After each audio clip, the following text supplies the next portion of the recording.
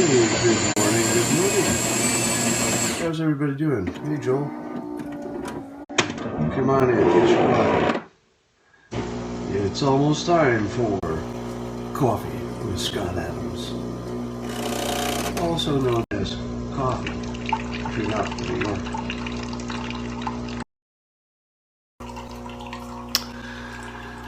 Hey, man. How's everybody doing?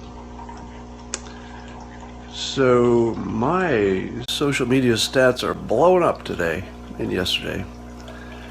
Turns out one of my blog posts is going viral on Facebook. I think it's the one where I explained my endorsement of Trump and my switch from Clinton.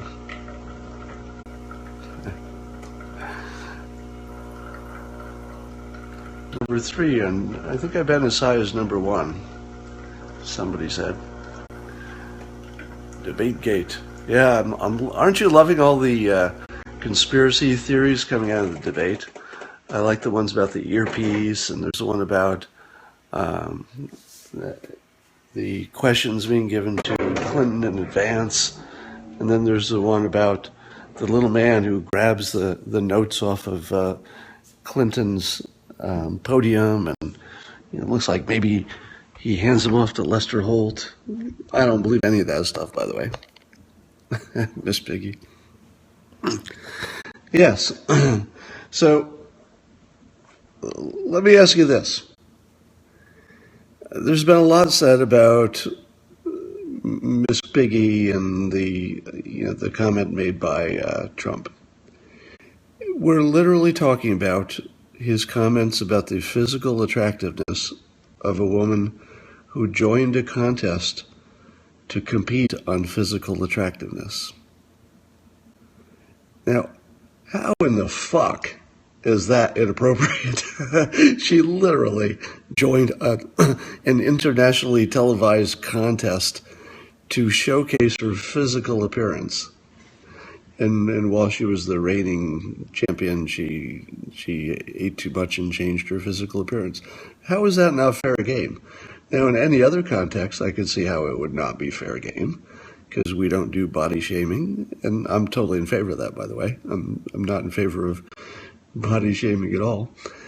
But I would say, health is something that's worth pointing out. But in this specific context, it wasn't, some citizen he decided to make fun of. It's someone who literally was competing on the world stage by her looks. Her weight is actually the biggest part of her competition, practically. It's the most visible part. Anyway, enough about that. So, while that was happening, and while that was dominating the headlines, consider the fact that Lester Holt, in that debate, decided to not ask about Clinton's health. Just think about that. Lester Holt did not ask about Clinton's health. Seriously?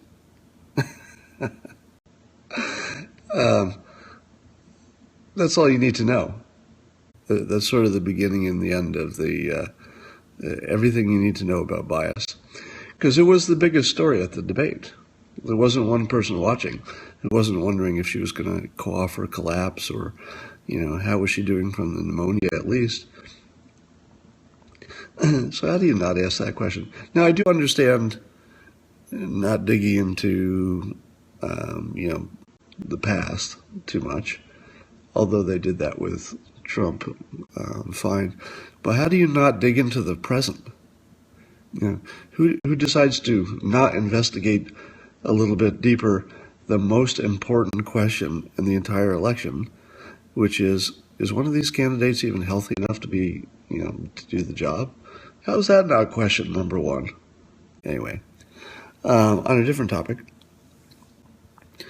when I blogged after the debate,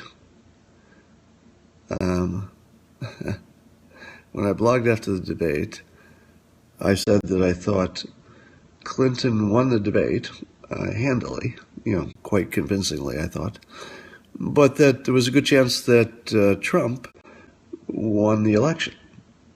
I think the polls will show a little bump in favor of Clinton. I wouldn't be surprised by that. It's sort of similar to a post-convention bump, because the media is telling people that she won, so people are saying, well, if the media says she won, I guess she won. So, but the bigger story is underneath, and you're seeing some other media outlets say the same thing that I blogged about. Trump only needed to succeed at one thing. He just needed to show that he wasn't, crazy and dangerous, and he did. That's all he had to succeed at, and he did. He did it by holding back his hardest attacks. He did it by not yelling and screaming. He did it by not really introducing any new outrages. He spent too much time defending his old outrages, I guess, but that's already baked into the cake. For most people, they said, okay, he doesn't look like he's crazy, at least. He doesn't look so scary. He actually seemed kind of nice. In fact, he called Clinton Secretary Clinton while she was calling him a racist and a sexist and a whatever else. But you're seeing other parts of the media slowly realize this, that he was playing a 3D game. There was only one thing he needed to accomplish, and it wasn't the details of his policies, and it wasn't explaining his past controversial statements. It wasn't any of that. He didn't need to say more about, global warming, although he should, but he didn't need to. He didn't need to do anything about policies. He had one thing he needed to do to win the election, and he did it. He did it pretty well. He looked like a normal, not too scary guy who didn't want to do first strike with nuclear weapons, recognized it as the biggest risk in the world, compared to Clinton, who thinks it's maybe number 2. That was pretty good. So there's going to be this. So here's my further prediction. There's going to be sort of a growing realization of what he did. All right. Every time he meets a world leader, like I just saw Netanyahu mentioned, and Netanyahu says, yeah, I could work with either of these people. Do you think Netanyahu is some kind of freaking idiot? He's not. And by the way, I don't think he'd hold back if one of them was just going to be bad for the world. He doesn't seem to be too good on constraint or restraint. So I think if Netanyahu met him, spent some time with him, and he's been obviously watching, news of politics from the United States. If Netanyahu isn't worried, should we be? If the president of Mexico could meet him and say, yeah, you're okay, should we be worried? All right. So every time he meets a world leader, and then look at the situation with Putin.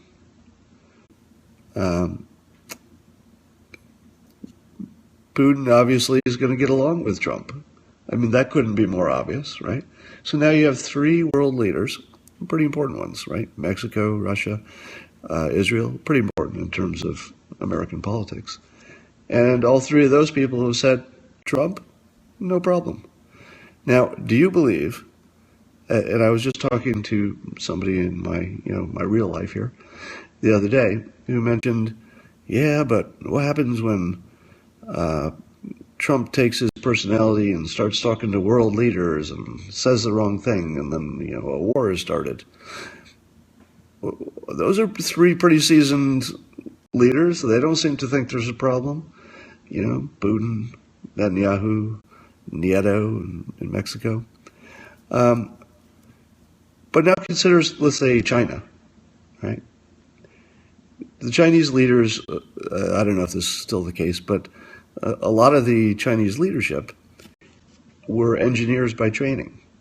They're just cold, statistical, logical, clear-headed engineers by training and personality too, I'm sure. They're watching the politics. That by the time any of them meet Trump, they're going to, first of all, have the complete book on him because other important Chinese people have met him before, so they can find out anything they need to know. They're watching the news. They're watching him.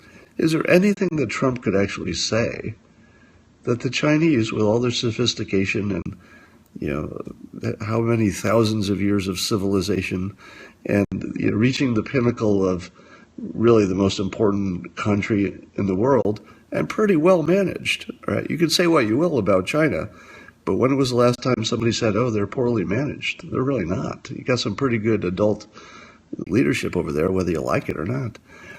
Do you really imagine that they're going to see that Trump said something about Miss Piggy and launched the nuclear arsenal? I don't think so. I think they're in it for China, right? Isn't China just going to do what's good for China and not give a flying fuck what anybody is saying about anything else? Do you think that? Well, China economy is going to go through some ups and downs, but you have to say that China has, adult leadership. They're not going to fly off the handle. Look how Trump suggests dealing with the North Korean dictator, the most unstable person. If there was ever anybody who might, take offense at something and do the wrong thing, you'd think it'd have to be him, right? But what does he say? What does Trump say? He says, make that China's problem. That's the very best thing to say from a persuasion standpoint, because he's taking the United States out of the target range. He's not saying, he's not picking a fight with North Korea by saying, get rid of your nukes, or we'll put more soldiers on your borders and we'll put more technology in South Korea and all that. Now, he may do all that stuff, but he's not saying it. What he's saying is, sort of not our fight. Just take us out of the fight. China, you better deal with it. Because guess what? They have to. And China doesn't have an option of dealing with North Korea. They have to. It's in their backyard. If things blow up there, they gotta clean it up. If there's a spill in aisle 3, that's China. That's their problem. So whether or not any of that is true or practical from a persuasion standpoint, North Korea has one less reason to hate the United States if it has a President Trump. Because President Trump is saying, just work it out with your neighbors. Let us know how it comes out. That's the least dangerous thing you could say to North Korea. The most dangerous thing is that you could go after them and say, you must change, and we're sending more nukes over there to put on your border. I look fatter. I probably needed to be. I was about 5 pounds below my target weight. One of the things that happens when you learn to eat right is that you can just suddenly shed 3 to 5 pounds just because you've been busy. So every now and then I actually have to overeat to bring my weight back up to average, where I want it to be. So I've eliminated most of my food cravings at this point, so I don't get into too many bad habits. Have I seen all the new Scott Adams memes? Well, I wouldn't know if I saw them all. I see the Master Persuader ones. All right, let's talk about my blog post that I just posted. So Turkey is announcing that it's getting close to finishing its border with Syria. In other words, a border with ISIS-controlled territory, the Caliphate. And if you look at your Middle East maps, you'll see that Turkey has the entire northern border of the Caliphate. We also know that Saudi Arabia is building their big fence along the entire border, or big wall along the entire border of Iraq. We know that Jordan is doing the same thing. Israel obviously is, the masters of border control because they have to be. So it's starting to look like a wall is being built around ISIS. In the short run, if you're looking at any of these countries individually, they will say, quite honestly and accurately, we're building a wall to keep the immigration out. We're just sealing up our border to keep people out. And that's true. But the effect of it is that they will eventually have walled off the entire ISIS caliphate. Now, that's a prediction I had in my book that I wrote in 2003. It came out in 2004. But in 2003, I was predicting in my book The Religion War, which was the sequel to God's Debris, both of them fiction. But the second one, The Religion War, was written as a prediction. And the prediction was that a caliphate would form. And remember, this was before ISIS. This is 2003. I wrote that a caliphate would form, and that there would be endless small terrorist attacks, not on the scale of 9/11, but lots of them and small, and that's happening now. And then I predicted that the only way to deal with it, because I approach things as a persuader, it's the same way I've predicted Trump's rise so far, and I predicted that the only way to stop the idea of ISIS is to physically stop it, to physically put a wall around it so that you could control the messages coming in and out. Because as long as ISIS controls the messages that come in and out of ISIS-held territory, they're competitive, because apparently they have good persuasion. But as soon as you cut down the communication, both digital and physical, nobody can get out, nobody can get in, no messages can get in, and I'm pretty sure we can do all that, then you control the story. And then you turn the story of the caliphate into a failure.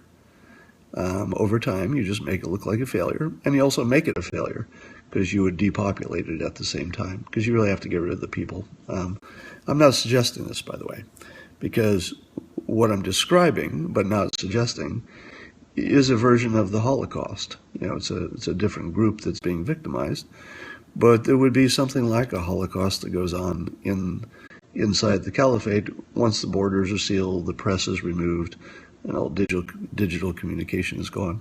There might be some saving of, you know, women and small children and stuff, but I think the only way you're going to stop the caliphate is by stopping the people in it. Now, you could just reduce them to an agrarian society and, you know, drop plows and seeds in there and medical supplies maybe, but you really can't do more than that.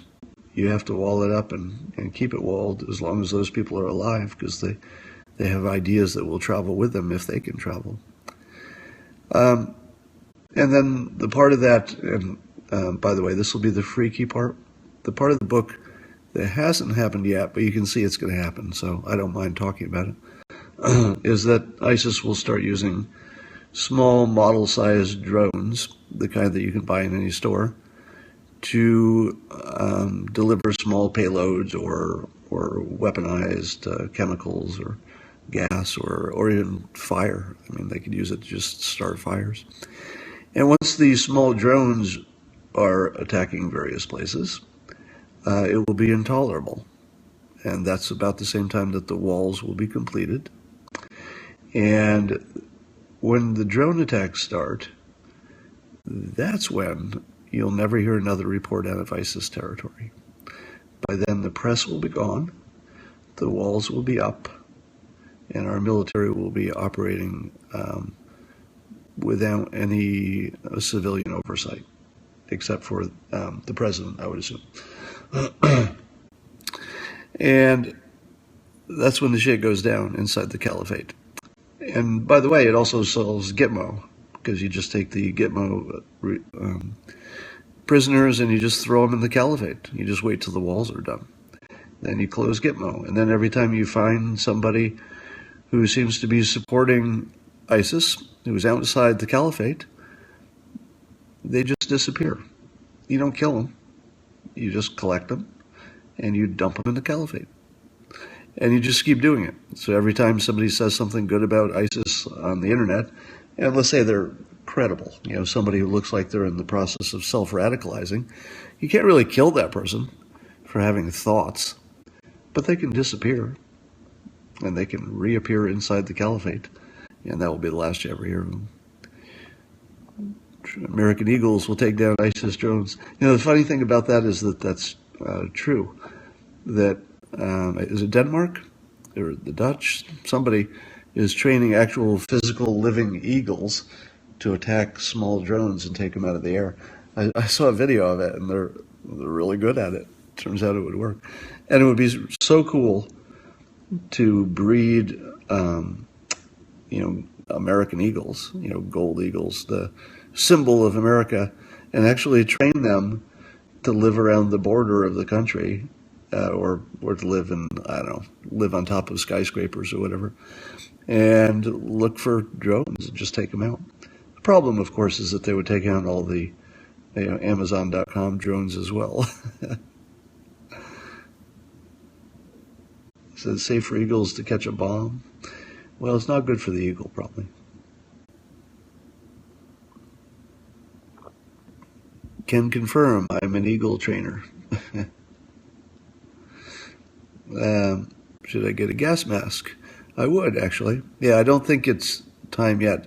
But if you lived in a population area, I think it's virtually guaranteed that you will see gas attacks coming out of ISIS, chemical warfare. Yeah, so I would have if I lived in a population area, I would get a gas mask, yes. I don't think you're going to need it for, 3 to 5 years, but that's when you don't want to try to buy it. I'd get it ahead of that. Yes, my persuasion does help me train my dog.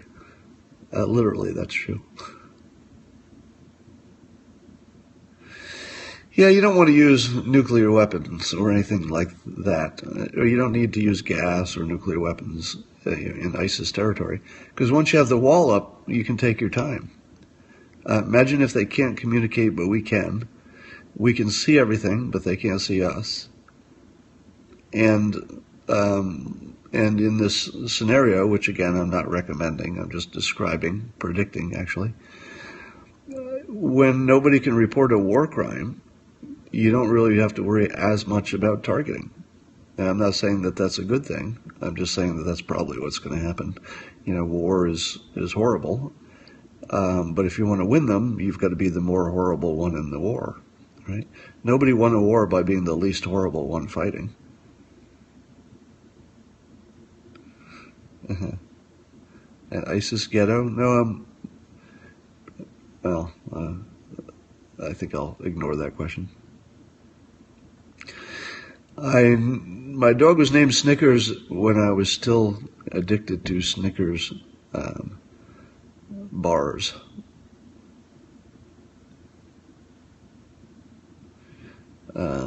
Females in military? What about it?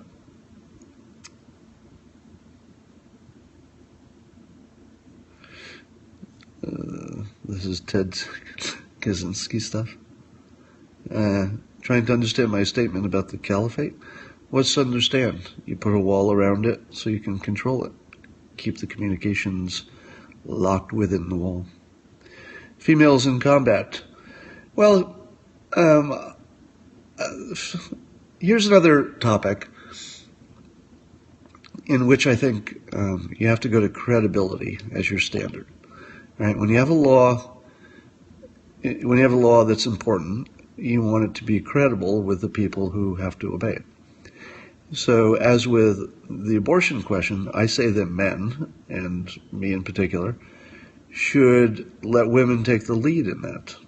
So to have a law which is most credible involving abortion, let's say, you'd want the people who are most credible to be the ones who support it, and in this case, women. If you were to look at a man's opinion about abortion versus a woman's opinion about abortion, we don't have the same skin in the game. We don't understand it on the same level. It's not the same, risk level. It doesn't affect our life the same way. We don't get judged because we might get pregnant. We don't get judged when we are pregnant. We don't have to necessarily support the kid afterwards. I suppose, depending on the laws and whatnot. But women have completely different skin in the game when it comes to abortion laws. So the most credible laws that a nation could have are ones where women in general support it, by majority. And then men should just say, all right, if that's what you decide, we're in, we'll do what we need to do. And I'm not saying that, men are dumb or we shouldn't have a vote or the vote should be taken away from men or any of that. I'm just saying if you want credibility in your laws, and when life and death are the law, you want the most credibility you can get, so people at least obey the law, even if they don't agree with it. So taking it to the question that was on here about women in the military, that's similar in the sense that I don't want to give you my opinion, because I think my opinion, as a man, should be less important. And certainly, since I haven't been in the military, I would degrade my own opinion that was already worthless, another 50% at least, right? So you shouldn't look to my opinion for the question of women in the military, but you should definitely look to people who are in the military and to women, even women who are not in the military. And I would follow their lead. If women in general wanted women to be in the military badly enough that they're willing to take all that comes with that, I would find that a credible decision, and I would look to support it. Likewise, if the people in the military, men and women, said, "Yeah, we've seen women in combat, and we're happy with the situation," that would be far more credible than anything I could say.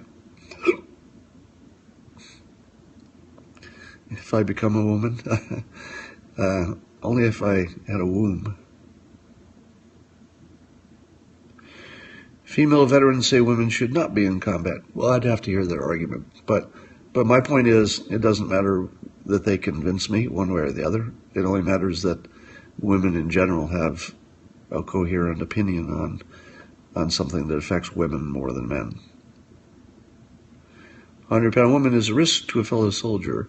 Well, presumably women would have a standard, a physical standard, just as men do.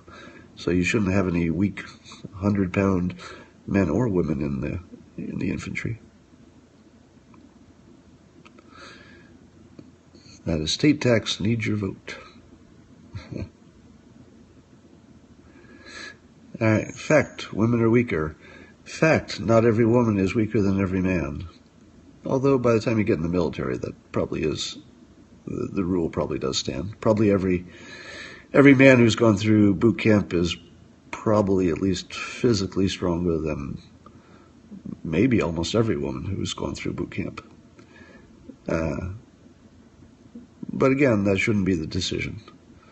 If women want to take the risk, I'm sure there's a way to do it that doesn't jeopardize, men or even the psychology of men in the field. So I would separate the questions, and this is often the case. You can do this when you're making a decision. You can separate the question of should women be in the military from the question of how exactly would you do that, like which military positions and under what situations, and should it be, an all-woman troop? That's probably a bad idea.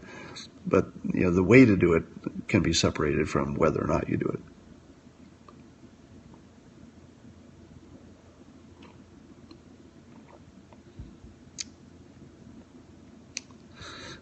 Yeah, you should assume that captured female prisoners have an extra risk. That's a pretty big one. But you don't know how that, works out. Does that work out to improve the military because, there's more to lose, so they fight harder? Or not?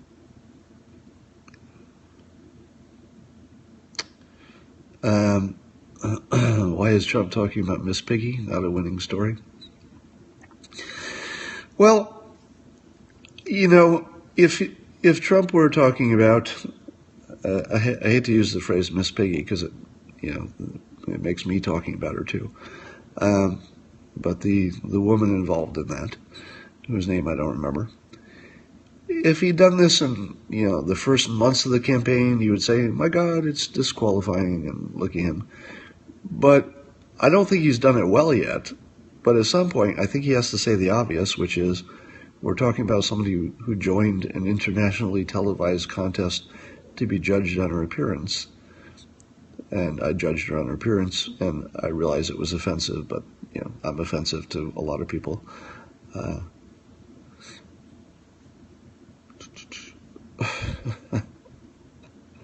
Yeah, there's a lot of hate for Miss Venezuela.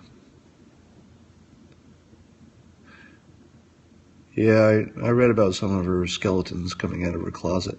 It's really tough to come out as, for or against anybody these days, because if you get too close to the campaign, people will go right after your personal history.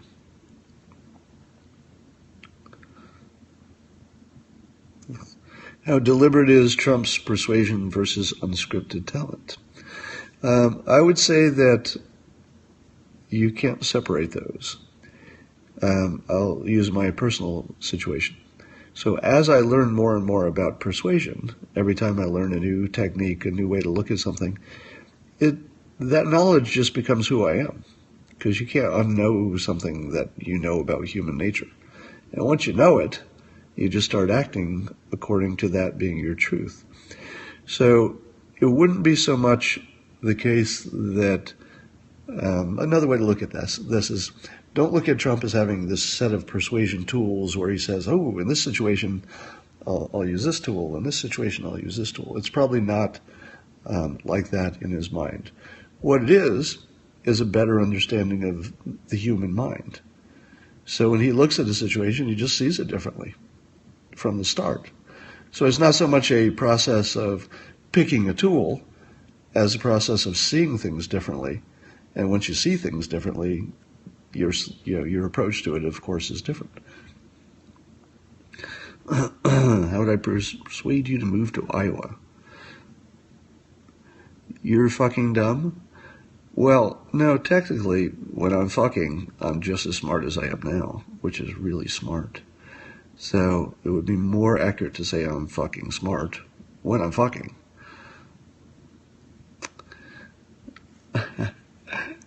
Fuck off.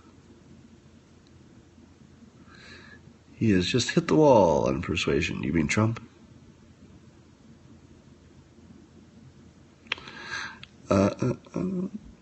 Trump's next move? Well, I don't know if we can predict his next move. I think it's going to look more like his last moves.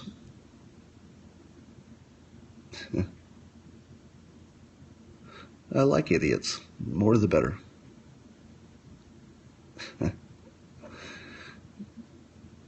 People have a lot of questions about my neighbor.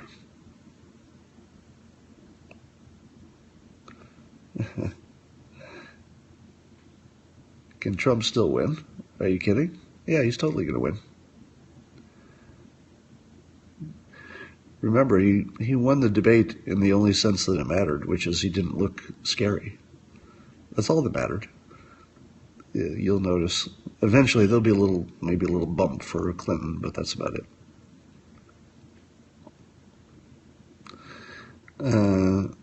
Talk about how the election is a movie. I'll talk about that after the election. I promise. How much of a viewership bump did I get with Christina? Well, 1.1 is about the biggest I usually get. That would be a big crowd for me. When my neighbor Christina joined me for the election night, I think we had 50,000 people have viewed it at this point. And I think it peaked at around 4.5 thousand or so.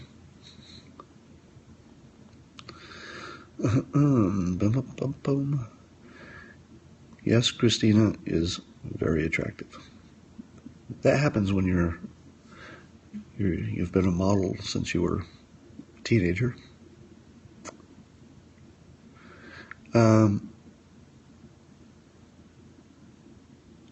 Was a bummer, no audio.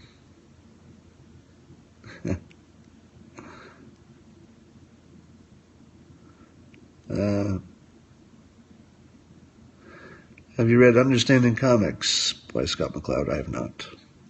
The election prediction is Trump in a landslide, running unopposed pretty soon. What was her SAT scores? I've never asked. But she has a degree from Berkeley. I've never met Bill Watterson. Will I, in 20 years, will I look so good? How do you convince Christina to think you aren't bald? I'll tell you a true story about that, which is not about me so much. Well, I was in the story. Many years ago, when I first was losing my hair and baldness was inevitable, and I was still, a youngish man in my 30s, I was getting fitted for a suit, and it was the suit salesman was measuring me for the tailor, I guess, would be the better way to say it. And, I made some joke about it didn't matter how good my suit was, because when you're bald, you can't look that good. There's sort of a cap on how good you can look. And the suit salesman told me this. So here's some interesting wisdom. And by the way, this is persuasion. It's a perfect example of persuasion. And the salesman said, well, here's the trick. He said, I'm bald, and I compensate by being really fit. So he goes to the gym until his body was pretty impressive. He was a big guy to start with. And it wasn't until he told me that he was bald that I noticed for the first time. Because he was so physically impressive, meaning, he just had a big muscular build. He wasn't like, he was muscular in the best possible way. And he'd used his muscularity as a distraction from his head. And I thought, is that actually good? Could that work? And so, I've always been an exerciser. I've always been into fitness, but I ratcheted it up a little bit and tried to get my body as fit as it could be. Some of you have seen my narcissistic torso shot on Twitter. But I'm, planning for my 60th birthday in a year, and I have the best body that I've ever had. So I've got, a six-pack that's really well-defined and real good muscle definition.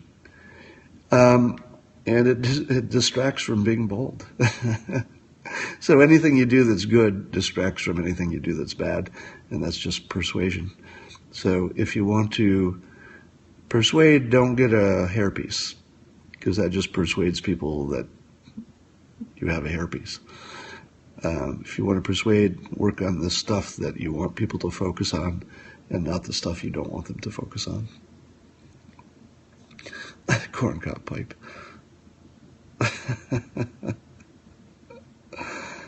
TRT. What's that?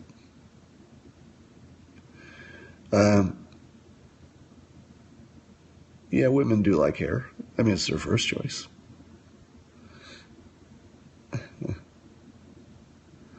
Was his head shaved? No, it was close cropped like mine is.